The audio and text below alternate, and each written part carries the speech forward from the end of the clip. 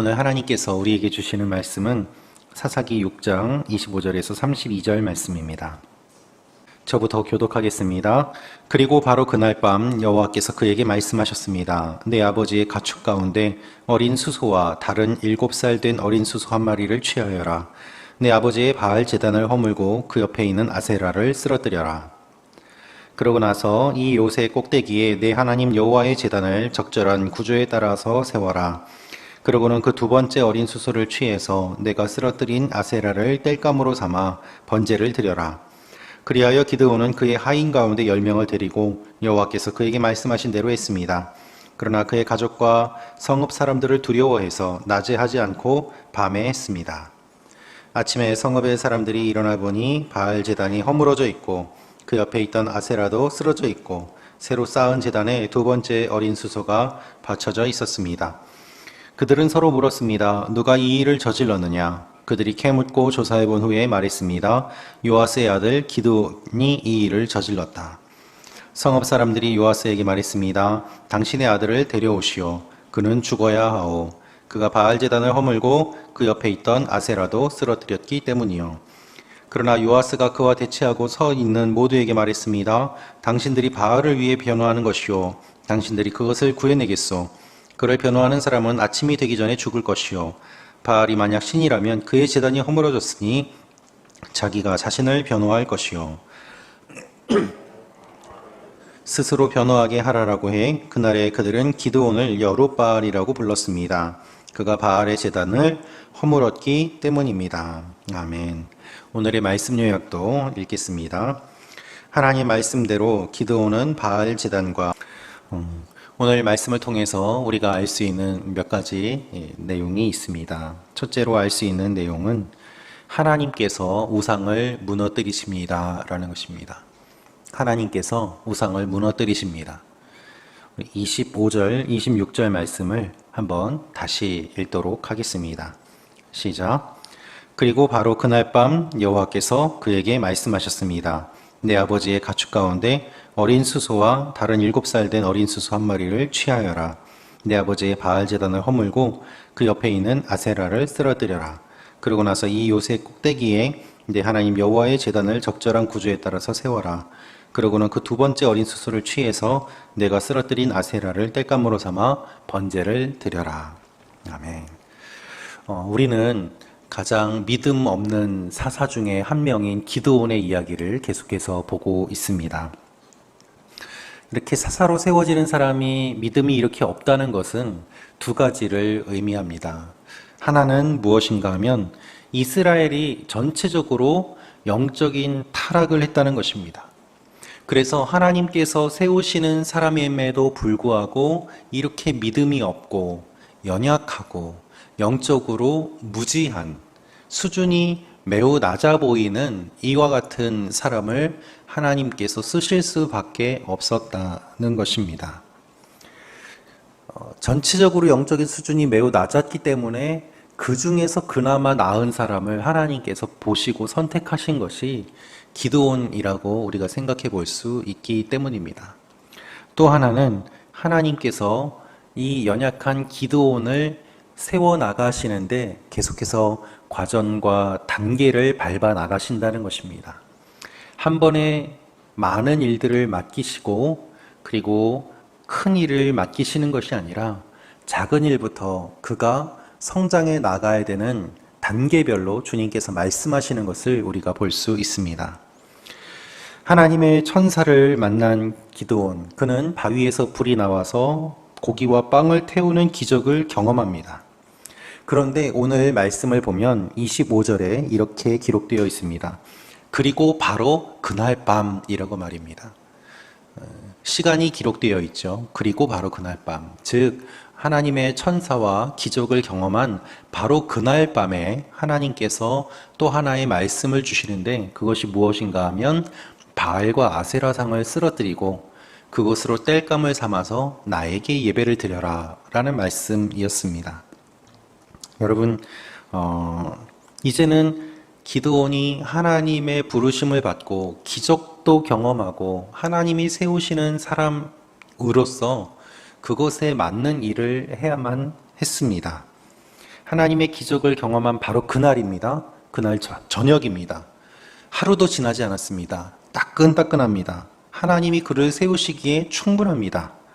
그런데 26절에 주님께서 말씀하시는 것처럼 이 요새 꼭대기에 하나님의 제단을 세우고 수소를 취해서 아세라를 땔감으로 삼아서 번제를 드리라고 말씀하십니다.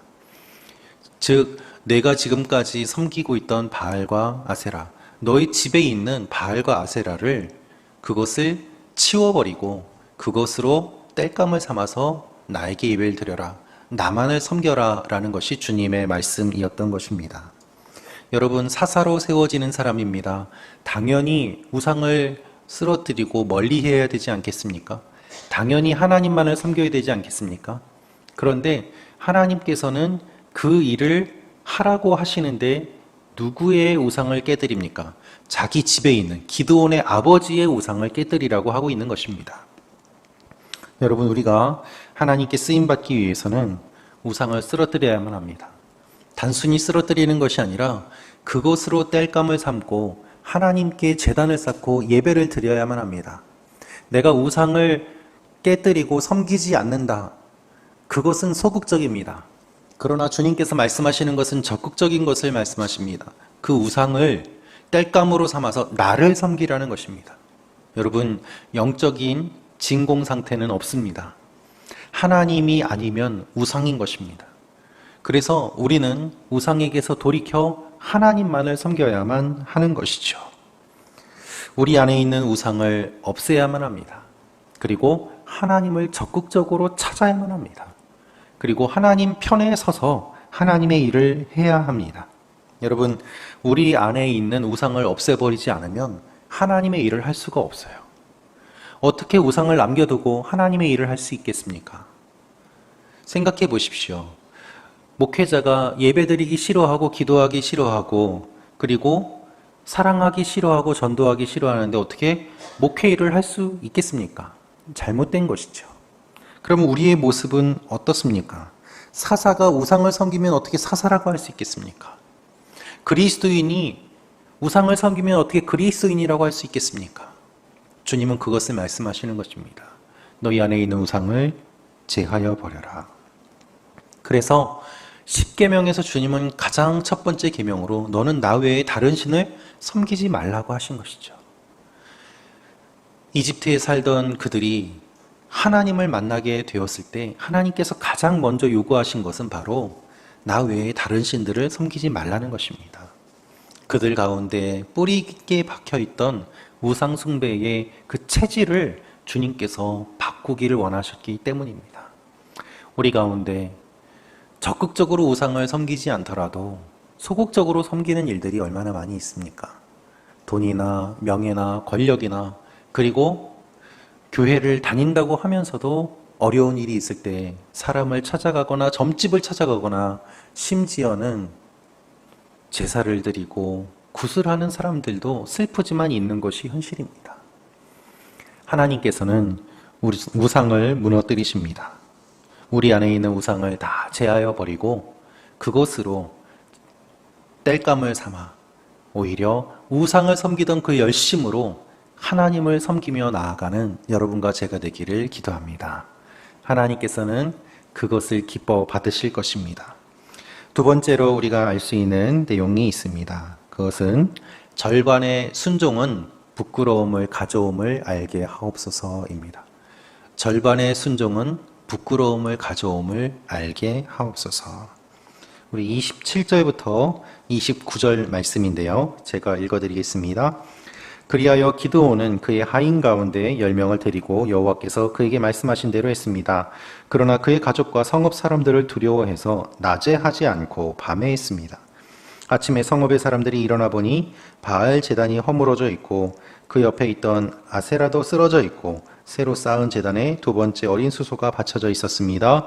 그들은 서로 물었습니다. 누가 이 일을 저질렀느냐? 그들이 캐묻고 조사해 본 후에 말했습니다. 요아스의 아들 기드온이 이 일을 저질렀다. 기드온은 하나님의 말씀에 순종합니다. 하인 10명을 데리고 이 일을 합니다. 그런데 그가 순종을 하지만 밤에 했다고 기록되어 있습니다. 밤에 한 이유는 사람들을 두려워했기 때문이다 라고 성경에 구체적으로 그의 마음 상태를 기록하고 있습니다. 여러분, 지금 기드온이 무너뜨리는 이 바알과 아세라 신상은 누구의 것입니까? 자기 아버지의 것입니다. 자기 집에 있던 것입니다. 다른 사람들의 것이 아닙니다. 그런데 자기 집에 있는 것을 없애는 것조차 두려워해서 그는 밤에 했다는 것입니다. 말씀을 자세히 읽어보면은 하나님의 명령을 받은 것이 그날 밤, 기적을 경험한 그날 밤이었습니다. 그런데 밤에 했다는 이 말씀을 읽어보면 그 밤이 아니라 아마 다른 밤이었음을 우리가 짐작해 볼 수 있습니다. 왜냐하면 그가 두려워하지 않았으면 말씀을 들은 그날 밤에 바로 데리고 가서 그렇게 하나님 말씀에 순종했을 것이기 때문입니다. 따라서 우리는 그가 밤에 이 일을 했다는 것은 아는데 얼마 뒤에 했는지는 정확히 알 수 없어요. 그러나 우리가 미루어 짐작해 볼 수 있는 것은 바로 그날 밤에 순종하지는 않았다는 것입니다. 두려워하고 불안해하고 그는 사람들을 의식했던 것입니다. 순종은 했습니다. 그러나 절반의 순종을 했습니다. 그 결과가 28절부터 29절 내용입니다. 바알 제단이 허물어져 있고 아세라도 쓰러져 있고 사람들이 와서 그것을 보고 여러 가지 소동이 일어났습니다. 그리고 사람들이 캐묻고 조사합니다. 누가 이 일을 저질렀느냐? 기드온과 같이 했던 하인이 10명이었습니다. 어떻게 이 일이 소문이 나지 않을 수 있겠습니까? 당연히 소문이 났겠죠. 그리고 기드온이 했다는 것을 당연히 사람들이 금방 알게 되었을 것입니다. 여러분, 이렇게 금방 알게 될 것을 그렇게 두려워하고 밤에 하는 것은 얼마나 부끄럽고 어리석고 슬픈 일입니까? 이렇게 금방 들킬 것을 왜 굳이 떳떳하게 낮에 하지 않고 밤에 했을까요? 그런데 하나님의 말씀에 온전히 순종하지 않고 두려워하면서 나의 생각과 타협하면서 절반 정도 순종하면 하나님의 일이 일어나기는 하는데 꼭 부끄럽게 되더라고요. 그게 영적인 원리임을 저는 몇 번 경험했습니다. 두렵죠. 얼마나 두렵겠습니까? 그런데 그럼에도 불구하고 해야 되는 것이 기드온의 사명이고 우리의 사명인 것입니다. 성읍 사람들이 요아스에게 분노합니다. 바알과 아세라를 쓰러뜨렸기 때문에 누구인지 이 사람을 찾아서 죽여야 된다. 굉장히 과격한 반응입니다. 요아스의 우상이지 않습니까? 그런데 성읍 사람들이 화를 내요. 영적인 수준을 알 수 있습니다. 우리 대신 바알과 아세라를 쓰러뜨려줘서 고맙다, 이것이 아니라 같은 백성이고 같은 하나님의 자녀들인데 우상을 쓰러뜨렸다고 죽여야 된다라고 과격하게 이야기를 하고 있습니다. 그리고 기드온이 한 일이 밝혀집니다. 사람들이 죽이라고 합니다. 여러분, 우리가 두렵고 힘들고 어렵고 쉽지 않은 일이지만 하나님께서 우리에게 말씀하실 때 절반의 순종이 아니라 온전한 순종을 하시기를 축원합니다. 그렇게 온전한 순종을 한번 해보시기를 바랍니다. 우리 그렇게 같이 해요. 같이 순종해요. 그것이 하나님께서 우리에게 원하시는 일입니다. 그리스도인으로 살면 드러나게 되어 있습니다. 이왕에 기도할 거 떳떳하게 기도해도 되지 않습니까? 내가 기도한다고 사람들이 조롱할 것을 두려워해서 기도할 때 몰래, 식사 기도할 때도 식탁 밑에 손 넣고 잠깐 눈 감았다 뜨는 것으로, 우리가 생각해보면 아무것도 아니고 그 사람들이 나에게 아무것도 아닌데 나 스스로가 먼저 두려워하고 하나님의 말씀에 순종하는 것을 어려워할 때가 너무 많은 것을 경험하게 됩니다. 오늘 하루 작은 것이라도 하나님께 온전히 순종함으로 하나님의 돌보심을 경험하는 여러분과 제가 되기를 축원합니다. 세 번째로 알 수 있는 내용이 있습니다. 하나님께서는 우리의 부족한 부분을 채워주십니다 라는 것입니다. 하나님께서는 우리의 부족한 부분을 채워주십니다. 30절부터 32절 말씀 제가 읽어드리겠습니다. 성읍 사람들이 요아스에게 말했습니다. 당신의 아들을 데려오시오. 그는 죽어야 하오. 그가 바알 제단을 허물고 그 옆에 있던 아세라도 쓰러뜨렸기 때문이요. 그러나 요아스가 그와 대치하고 서 있는 모두에게 말했습니다. 당신들이 바알을 위해 변호하는 것이요. 당신들이 그것을 구해내겠소. 그를 변호하는 사람은 아침이 되기 전에 죽을 것이요. 바알이 만약 신이라면 그의 제단이 허물어졌으니 자기가 자신을 변호할 것이요. 그리하여 바알로 하여금 스스로 변호하게 하라라고 해 그날에 그들은 기드온을 여룻바알이라고 불렀습니다. 그가 바알의 제단을 허물었기 때문입니다. 기드온을 죽이려고 하는 성읍 사람들을 막아선 사람이 나타났습니다. 그가 누구입니까? 기드온의 아버지 요아스입니다. 요아스는 무엇이라고 말을 했을까요? 31절에 이렇게 이야기합니다. 당신들이 바알을 위해서 변호하겠소. 이 말의 의미는 무엇인가 하면 바알이 능력이 있다면 바알 신상을 쓰러뜨린 그 사람을 바알이 직접 죽이지 않겠느냐. 바알이 그 정도 능력이 없겠느냐. 너희들이 심판할 것이 아니라 바알이 심판하도록 내버려 두는 것이 논리적으로 맞지 않겠느냐라는 것이 요아스의 변명이었습니다. 매우 합리적으로 들리는 이야기입니다. 근데 여러분 좀 이상하죠? 그의 이야기를 들으면 바알의 능력이 사실 없는 것처럼 보여요. 그가 그렇게 능력이 없는 바알을 지금까지 섬겨왔다는 것입니다. 바알이 자기를 쓰러뜨린 그 사람을 죽이지 않겠느냐. 그러면서 사실은 자기 아들 이야기는 언급을 안 합니다. 자기 아들을 지키기 위해서 이렇게 이야기를 하는데 그의 내용을 보면은 사실 바알이 내 아들을 죽이지 않을 것이다. 그럴 힘은 없다라는 마음이 이 내용에 반영되어 있음을 알 수 있습니다. 바알이 능력이 없는데 그는 왜 지금까지 바알과 아세라를 섬겼을까요? 아니면은 반대로 생각해서 그가 바알이 능력이 있다고 믿었다면 이 사건 때문에 마음이 바뀐 것일까요? 어떻게 보면 그는 사실 바알과 아세라를 힘이 없다는 것을 알면서도 그것을 섬긴 것 같습니다. 여러분, 우상을 섬기면서도 사실 우상이 나를 도와주지 못한다는 거 사람들이 압니다. 그런데 어리석게도 섬기는 것이죠. 우리가 주목해 보아야 될 부분은 무엇인가 하면 기드온은 여기서 한마디도 안 한다는 것입니다. 이 앞에서 아무 말도 하지 않아요. 하나님이 명령하셔서 내가 무너뜨린 것이다. 하나님이 명령하셔서 이렇게 한 것이다. 하나님이 말씀하셨다. 우상을 섬기지 마라. 바알과 아세라는 능력이 없다. 내가 살아있는 것을 보면 너희도 알지 않느냐. 이렇게 담대하게 선포하지 않고 그는 아버지가 변호해 주는 것을 들으며 가만히 있었습니다. 그래서 여룻바알, 바알과 싸웠다라는 별명은 얻게 되었지만 그 스스로가 담대하게 하나님의 말씀을 선포하지 않고 매우 부끄럽고 소극적인 모습으로 있음을 우리가 알 수 있습니다. 그런데 그를 하나님께서는 요아스를 통해서 지켜주신 거예요.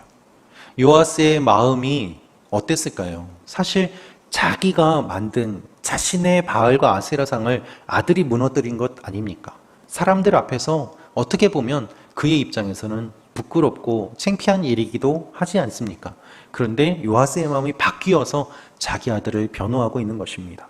그의 마음이 변화되고 바뀌게 된 이유는 무엇입니까? 하나님께서 사람의 마음을 주관하시기 때문 아니겠습니까? 여러분, 하나님은 사람들의 마음을 주관해 주십니다. 내가 나 혼자서 두려워하고 떨고 저 사람이 나에게 이렇게 하면 어떡하지? 벌벌벌벌 떨고 아무것도 못하고 있을 때 하나님께서는 그의 마음을 바꾸어 주셔서 오히려 나를 변호하게 하고 나를 지켜주게 하고 아무 일도 일어나지 않게 하시는 그 일들이 우리의 삶에 얼마나 많이 있습니까? 그래서 사실 돌이켜보면 내가 왜 떨었지? 내가 왜 두려워했지? 오히려 지나고 나서는 그것이 의아할 정도의 일들이 우리 삶에 많이 일어납니다. 여러분, 하나님께서 여러분의 주위의 모든 사람들의 마음까지도 주관하고 계시는 줄로 믿습니다. 하나님께서 그들의 마음을 바꾸어서 하나님의 일을 한 사람들을 지켜주시고 변호해 주시고 감싸 주시고 인도해 주십니다. 기도는 부족했습니다. 절반의 순종만 했습니다. 부끄럽습니다. 그런데 그럼에도 불구하고 절반이라도 순종하고 하나님께 밤에 예배드렸던, 낮이 아니라 밤이라도 그렇게 숨어서 예배드렸던 그의 일을 하나님께서는 기억하시고 계속해서 기도원을 사사로 세워가시는 모습을 보게 됩니다. 우리는 다 부족합니다. 연약합니다. 처음부터 100% 순종 못하고 신앙생활 오래돼도 여전히 부족한 모습이 보입니다. 그러나 우리의 부족함을 주님께서는 채워주시고 오늘도 하나님의 사람으로 이끌어 가고 계십니다. 그래서 내가 주님을 믿는 것이 아니라 주님이 나를 믿어주셔서 내가 오늘도 살아갈 수 있는 것입니다. 내가 무슨 믿음이 있다고 주님 믿겠습니까? 그냥 주님을 조금이나마 사랑하고 조금이나마 예배하고 조금이나마 기도하는 것이죠. 근데 그것을 주님께서는 크게 보시고 이러한 우리를 붙잡아 주셔서 이끌어 가고 계시는 것입니다. 그래서 우리는 하나님의 역사에 동참하는 사람들로 살아갈 수 있습니다. 오늘 하루도 그러한 하루입니다. 하나님의 일들을 감당하며 나아가십시오. 하나님께서 여러분의 부족함을 채워 주십니다. 오늘도 하나님의 보호심과 돌보심을 경험하는 하루가 되시기를 축원합니다. 기도하겠습니다.